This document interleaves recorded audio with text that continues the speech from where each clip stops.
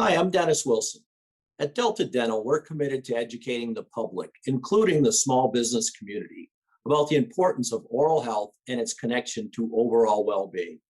That's why we're proud to support programming produced by the Caucus Educational Corporation.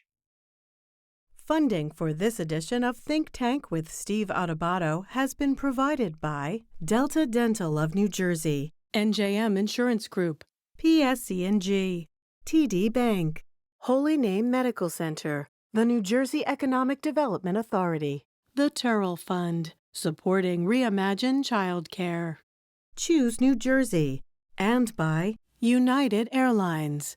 Promotional support provided by ROINJ, informing and connecting businesses in New Jersey, and by NJ.com, keeping communities informed and connected.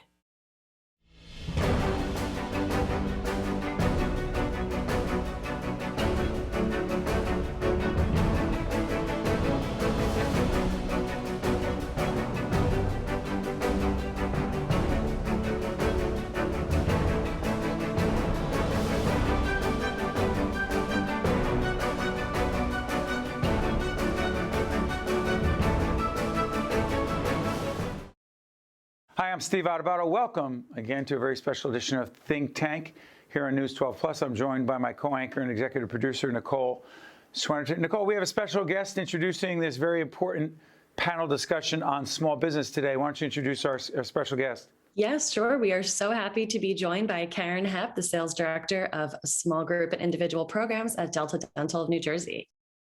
Yeah, and Karen, by the way, you've had a chance to see this panel discussion around small business. First of all, before we introduce who's on it and then who our funders are, why is such a panel discussion so critical, particularly at this time? I thought this was critical because to me, it was a survival guide for small businesses in a post-pandemic world, right? So regardless of what type of small business you are, if you're open now, if you're looking to reopen, or let's say you're an entrepreneur looking to start a business, you need to focus on what business looks like now and what do your customers expect and want from you now. So, we've spent a lot of time over the last year discussing what the pandemic brought with it, the restrictions, and businesses have had to pivot quickly and adapt. And the businesses that were able to do that not only survived, but thrived. So this needs to be the focus. It needs to remain the focus. So businesses need to have a plan. They need to be prepared. And they need to always be ready for change. Real quick, before we go back to Nicole, tell us again why everyone at Delta Dental cares so much about small business. Small business is my world. It's my world every day. Small business is, an integral part of the economic community in New Jersey. I mean, we have to have a thriving small business in order to have a thriving economy in New Jersey. 97% of the businesses in New Jersey are small businesses. That's right. By the way, Nicole, who are our funders of this show? We would love to thank NJM Insurance Group, Delta Dental, TD Bank, and the New Jersey Economic Development Authority. Also PSE&G, Holy Name Medical Center, Georgian Court University, Choose New Jersey, United Airlines. And this panel discussion, you'll be introduced to who's on the panel when you see their chyrons and I introduce them. But we discussed the pandemic, we discussed lessons learned, we discussed the tools that you need to survive in small business. I want to thank Karen, I want to thank Nicole. This is Steve Adubato, but way more importantly, this is Think Tank. Folks, welcome to a compelling program all about small business. Catch this title, see if you like it. Small business makes a big difference. You don't need me to tell you that. You know that because we rely on small business all the time. And it's no secret that this COVID crisis, as we do this 14 months into the crisis, into this global pandemic, so many small businesses are suffering. Many of them have closed. And to have a meaningful discussion, we brought together the A-team. You hear that a lot in cable news, but this is actually true here on public television. Michele Siekerka is President and CEO, New Jersey Business and Industry Association. Welcome, Michele. Thanks, Steve. Great to be with you again. You got it. Next, we have Jim Kirkos, President and CEO of the Meadowlands Chamber of Commerce. Mr. Kirkos, you're in the house. Always good to be with you, Steve. Happy to be here. Welcome from the Meadowlands, and also Marjorie Perry, President and CEO of MZM Construction and Management. Marjorie, you good? I'm good, Steve. Thank you for having me. You got, and finally, and by the way, those are 3 veterans. We have someone with us for the first time. Rana Shanawani is executive director of a terrific organization called the Women's Center for Entrepreneurship. Rana, since you are new with us, I'm going to start with you. As we tape this program, as we go into May 2021, we'll be seeing a little bit after. How would you describe, quote, the state of small business in the state of New Jersey? I think that the state of small businesses, and specifically micro businesses, where we focus, is definitely in crisis.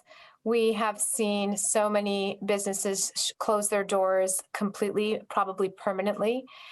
And we are doing our best as the Women's Center. We are a small business resource partner, so we are part of the Small Business Administration field officers, you could say.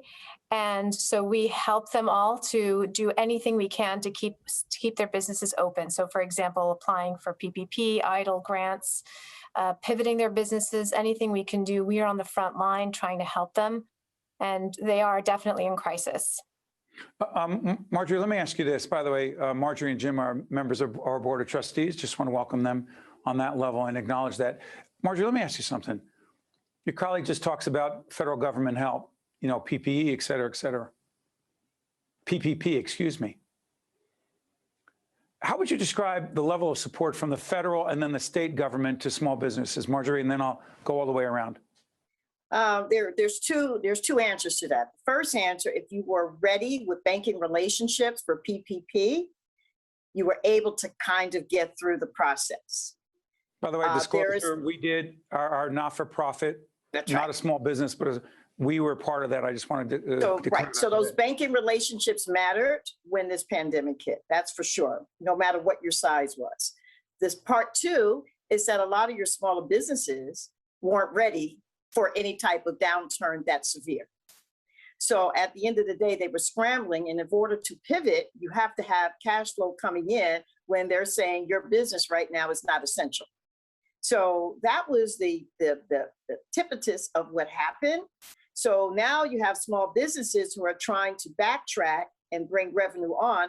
Let's say they may have had 2 or 3 months of money to even operate before the pandemic. Now you're hit with, you don't even know when you can go back to work. So that's a 2-part answer to that question. Comprehensive and meaningful as always. Michele, jump in. Let me just start by saying that as we sit here today, we are more than 1/3 less small business across the state of New Jersey than we were in January of 2020. Let me repeat that. We have 1/3 less small businesses here in the state of New Jersey than we did in January of 2020. That is powerful, that is impactful, and that says something. And it is those Main Street businesses that are the most crushed and hardest hit. Steve, I like how you opened up. Let me just say, I say all the time, great businesses make great communities, and especially those Main Street businesses is what creates a community, how they give back, right? So it isn't just the business directly themselves that is impacted, which is devastating enough. It is the community that surrounds that business that is impacted as well. You know, Jim, in my hometown of Montclair, there's so many small businesses. There's a small delicatessen, and again, it's unfair to mention one, but there's in a little Watchung Plaza in town, there's a delicatessen, been there forever. High school kids in the Montclair High School, where our son goes, they're there, and it was there for us. And I literally, a few months into this, I'm going in there, you know, masked up, and they're boarded up. Over 50 years. I mean, Michele talked about how devastating it is, but in your area, the Meadowlands area, when that happens, talk about the impact it has, as Michele said, quote, on the community and individuals in that community. No, the impact of that, Steve, is really incredible. If you think about it, and I want to agree with something that Marjorie said. And unfortunately, businesses were not, especially the smaller businesses and Main Street businesses, they weren't really prepared for obviously the length of time of this pandemic. And so some of the people were just absolutely shell-shocked. And those Main Street businesses, some of which decided that they just didn't have the wherewithal mentally, financially, to go through saving themselves in that business, and they just decided to shut their doors. And the impact on the community is huge, because let's face it, the individual small businesses are the ones that donate to the Tricky Tray. They donate food to all the PTA events. They're the sponsors of the soccer team and the baseball team and the high school band and all of those things. things. Most of that is coming from small local businesses. You know, our big companies are very supportive of communities in most ways, but it's those small, as we know, and those small businesses are really impactful on the community side. Rana, let's push this a little bit further on women and minority-owned businesses. If the impact of COVID, where we are as we're taping right now, again, seen later, if it's this devastating, Michele's numbers are right, and I've seen the BIA numbers and others that are put out there, 1/3, and it's unfortunately going to likely grow.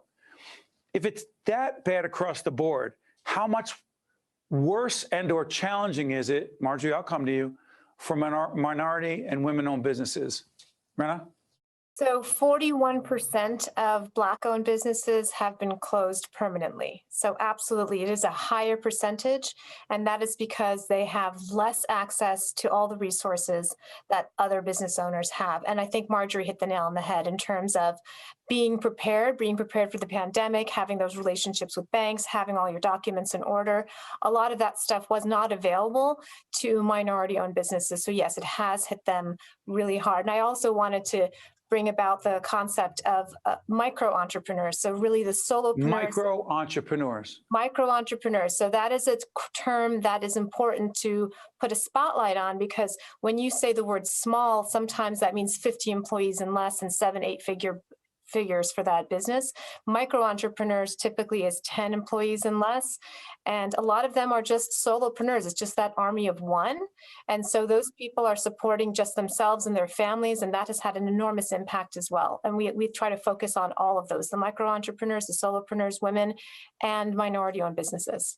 And Marjorie, you and I have had so many conversations over the years, both on and off, about leadership, about management. We're students of it, right? Yes. We struggle with it. We're entrepreneurs. We run our own operation. We have great teams behind us. But I've got to ask you, as a business person who's been through a lot, how have you kept not only the bottom line, but your own sanity? You know, one of the things that you and I have also talked about, that I've always done continuing education. So I just finished graduating from the Harvard OPM program. So one of the things that was really key for our business is that we keep retooling through learning. And a lot of small businesses don't think that way. They think, you know, like my cleaners down the street in South Orange is closed. Shoemakers have closed because that's not their thinking of doing that continued education. They do what they do, the way they do it. That's right. So what do you want me to do? No Pivot. problem. Michele Siekerka says recovery is reinvention. A shoemaker is going to reinvent? I mean, a delicatessen is going to reinvent? Maybe they could. I don't know. But okay, pick up your point, Marjorie. So, yeah, I've had 3 cleaners down the street close. Cleaners closed, they're gone. So I say all that to say is that, and you know, Steve, you and I did a lot for, you know, full disclosure, NJIT. I'm always telling smaller businesses, continue to do the learning and educating when things are good. Put yourself in a class. Make sure that you understand finance, because here is an opportunity. If we didn't have operational excellence at our moment of the pandemic, we would not have survived either. So that has always been my messaging. I will continue to do that until I retire. I don't know what day that'll be. I'm looking forward to it one day. No time soon. Okay. But at the end of the day, they couldn't pivot. That's right. And if you can't pivot, you know, for any reason, or let's just say, you know, do you have a backup plan? You know, what is your continuity plan? How many small businesses have a continuity plan? They don't. So that is the lesson from that. I'm hoping, I just did a project for Lincoln Park the other day on teaching businesses how to have a business continuity plan. What happens if? So even if they never use it, it's in the closet, you can pull it out and you can move forward. So that's how we kept going. Yeah, you are one of the things I say about leadership, and particularly on our Lessons in Leadership show I do with our colleague Mary Gamba, is that the greatest leaders are lifelong learners. And in that spirit, Michele Siekerka, you have said recovery is reinvention. The question is, what exactly does reinvention mean? Marjorie just laid it out as best she could, you know, constant learning. But what does it mean for the average small business person who's like, you want me to go to Harvard? You want me to go to, you want me to, I can't afford it. I can't do it. I don't have the grants. I don't have the, just let me do what I do. Well, that's not, I hate to say this, but it may not be good enough, Michele. Yeah. So look, this isn't a one size fits all, right? That's right. when we say recovery is reinvention, it means you really have to look at your products and services and how you deliver. Number one, are your products and services relevant anymore? Okay, first challenge. Might not be. And if that's the case, okay, pivot. Time to find a new product and service, tweak your manufacturing, if you will, at its core, okay? Because you need to create that new opportunity. And that might mean, which is the biggest challenge here, we need to upskill and reskill. That doesn't mean having necessarily to go to Harvard. DOL does have a lot of opportunities and programs, Department of Labor, yes. And we are advocating tirelessly. Jim knows, right? We're working together with New Jersey Business Coalition and others to say, let's take that rescue money that's coming to New Jersey and let's put it into workforce development, because we have many, many people who need to be reskilled, upskilled, and retooled. Well said. I'm going to, Rana, I'm going to come back to you. We're going to take a break, and Jim, I'm going to come back to you when we come back, and I'll tell you why.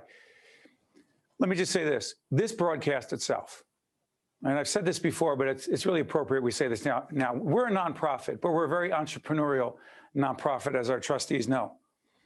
We would normally be at NJPBS in the studio. We would normally be at WNET in New York at Lincoln Center. That's what normal is. We are here because of a terrific team behind the scenes, trying to figure out how we get it right, the sound, the look, the this, the that. That's pivoting, that's reinventing, and none of it's easy. And there's a lot of heartache and mistakes that get made. But I don't see the other option is I'm tapping out. That's really not an option for most of us. So I'm sorry, I'm off my soapbox. We'll go to a break. I promise I'll come back to you. Steve Adubato, small business. Yeah, it does. Makes a big difference. We'll be right back. To watch more Think Tank with Steve Adubato, find us online and follow us on social media. NJM Insurance Company has been serving New Jersey policyholders for more than 100 years. But just who are NJM's policyholders? They're the men and women who teach our children, the public sector employees who maintain our infrastructure, the workers who craft our manufactured goods, and New Jersey's next generation of leaders, the people who make our state a great place to call home. NJM, we've got New Jersey covered. Welcome back, talking about small business with a terrific panel. Jim Kirkos, I want to come right back to you. You jump in because I know you have a point. The businesses that have the most trouble, there's learning situations. This is a case study in what Marjorie talked about in terms of business continuity. Businesses need to be able to plan. They need to have these relationships already pre-established. Much of the work that we did as an organization early on in the process was showing small businesses how they needed to apply for their PPP and walk them through the process. I'm blown away by how many businesses were so inadequately prepared. As successful as they were as business people, they were inadequately prepared for the disaster. They never thought about these types of situations. So therefore they weren't ready for this. But Jim, let me push back. Rana, let me ask you this. How does a business, I mean, look, we've been successful. We're struggling. We're trying to figure it out. We're in the game. But to say that we were prepared for a global pandemic, respectfully, Jim, I can't say as the leader of our not-for-profit production company, I was prepared. I started scrambling, saying, what are our options? But what does it actually mean? Being prepared means having a banking relationship. Being prepared means knowing what grants and loans are out there, but a lot of them were created after the pandemic. But what else, from your perspective, Rana, does being prepared mean for a small business? So going back to the point of micro businesses, it means things like making sure that your paperwork is in order, that your payroll was in order, and simplest things as making sure your business bank account isn't commingled with your personal bank account. That was something that we ran into multiple times. Yes, we have many clients that had their business revenues mingled with their personal bank account. So they didn't have a separate bank account where they could keep track of things. And then when it came time to submit paperwork for all the different options that were out there, they were absolutely unprepared. So we always say from day one, make sure you have all of that stuff in order, buttoned up and ready to go. When you are submitting payroll, let's say some people, you have a personal business, they're just taking drawdowns straight from the bank. They're not actually recording payroll specifically for themselves. So that when they go to apply, they're trying to use the Schedule C. Some of them didn't have their Schedule C prepared and things. So it's things like that. And I just want to go back to the point of education. And real quick, because we're going to clarify a Harvard thing in about a second. Go ahead. Sure. So we give tons and tons of classes for that basic micro entrepreneur all the way up to more advanced entrepreneurship. And we're a nonprofit. We get big grants. We cover all the costs of those classes. So I just want to put that out there. And plus, we have one-on-one business counselors, which can help with all of that stuff. Marjorie, first of all, clarify the Harvard thing. They came after you, right? Yeah, well, I was selected as one of the fastest growing urban businesses in 2018. And I talked to Michele about that as well. And they said, why don't you apply for this OPM program? And the gift of doing that level of program, because there's great entrepreneurship programs. You have SBDC, you have this program that Rana just talked about. Michele's organization does a tremendous job with. So there's a lot of places you can go. But one of the gifts from the Harvard was that now you're sitting in a room with billionaires who are talking numbers all the time. So it really makes you think way outside the box on operational excellence. So not that we were super prepared, but I had at least the information in the back of my mind that I could translate to our team so that when this came up, we could say, okay, take a minute. What would we do? We could write a business continuity plan. Even if we didn't have one, we at least knew what that meant, a business continuity plan. And then you could put things like that in place, because one of the things about the programs that I've taken around the state, they don't talk about that much about business continuity plans. That's right. Out of all the trainings, I have never really talked about a business continuity plan. So that was the Harvard experience, 2 years. You know, I'm with the best businesses around the world. And so the huge takeaway from that is always being prepared and definitely having that business continuity plan. And by the way, Michele, as we come back to you, and there are institutions of higher learning in the state of New Jersey. No disrespect to the Ivy League. They came after Marjorie Perry. That's wonderful. But we have some great institutions of higher learning that very much focus on small business. Michele, I need to come back to you. Technology and small business. Talk about it. So 2 pieces, once again. First of all, again, we continue to advocate for resources in order for businesses to retool. This is that reinvention again, right? How do you, many small businesses, you know, they're lucky that they know how to operate the technological register that they have now, which is probably some Apple product, right? Now, giving them those delivery mechanism systems that can help them in real time get more into the logistics and distribution, right, is going to help them, because not as many people are physically coming into their retail establishment. So we need to enable them with funds and capital to make those investments for the future. The other side, going back to training, is we need to train the workforce on higher level technology skills. Dr. Joel Bloom from NJIT would tell you right now that we thought that we were going to be in 2024 for the type of skills that we're having to train for in time today. We've run out of time. We need immediate certificate and certification credential programs to get this workforce ready to step into the next job. And that job is available right now. And well said. By the way, Dr. Bloom is also a trustee of ours, of our not-for-profit. You keep good company, Steve. We really do. And I need to do this. There are so many businesses, big, small, whatever, but I want to focus on small business right now. For a small business owner or someone thinking about going in and creating their own small business with an entrepreneurial spirit, who says something like this, Jim, I just want to wait for it to get back to normal. Well, there is no normal, so there's a new normal, and I just want to push back on, or go back to one of the statements I made before, and what I was trying to tell you, it's a mindset. The people that failed to do some of the business planning and understanding were mostly, it was a mindset of people that were in business for a really long time that thought that their business just rolled and it was okay. You know, your new entrepreneurs, they have a new, you know, they're innovative, they're disruptors, there's a new sense of how to go about being in business. But people that have been in business for 10, 15, 20 years in a bakery, in a hair salon, some of these Main Street businesses, they've been doing it so long, they've reached a certain level of success. They come to work every day, the door opens, their customers come in every day, and all of a sudden they didn't. And they didn't know it. So they didn't have the mindset to even think about what it takes to do the business continuity planning that Marjorie was talking about, and even understand where to turn. And so that's something that we really need to think back and address. It's definitely a case study for what not what not to happen again in the future. The newest of entrepreneurs, Steve, are keen, right? And they're sharp, and people like Marjorie and myself and Rana and Michele are helping members and businesses to be keenly aware of the things that are necessary as they prepare to go into business. And the time we have left, this is such an important point. In a lot of the leadership coaching that I do, and Marjorie knows it, and Michele and Jim, we've all worked together on those things. I have this expression, this mantra, and trust me, I won't get on a soapbox, but it's the status quo is absolutely never, ever an option.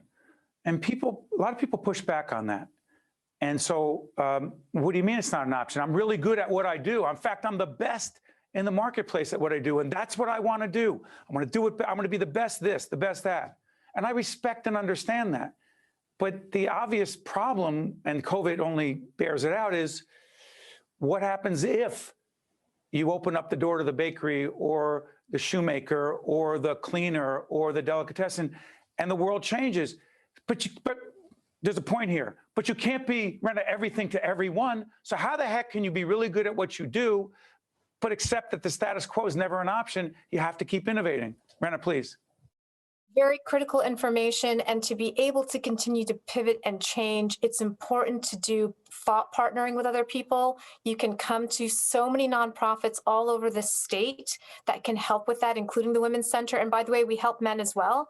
So we have groups where all we do is sit and brainstorm and then connect you with the resource that can help you to execute that change. So please reach out to all of us, to all of our nonprofits. All of us are here to help you and to help you thrive and survive during COVID.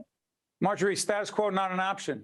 Go ahead. Not an option. And I always say that there is plenty of programs to get trained and retooled on. You've got Rutgers, you have NJIT, you have VentureLink. There's no reason when you start a business, you have SCORE with the SBA.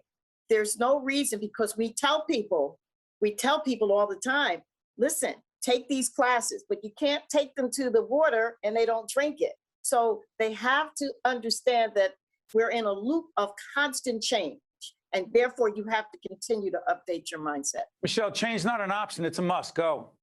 Oh, absolutely. And great leaders and great organizations are always aspiring to be the next best iteration of themselves. It's a destination. It's a journey, not a destination, right? And so in this dynamic world that we live in, look, we are in the quote unquote new normal now. If you're not reinventing in this moment in time, no one's walking in 2 weeks from now and flipping a switch and saying, hey, world, guess what? It's post-COVID. There's no such thing. This is it, folks. This is it. Jim Kirkos, final word. I'm telling our business members, get comfortable being uncomfortable, because that's the new normal. That's my other one, Jim. You stole that.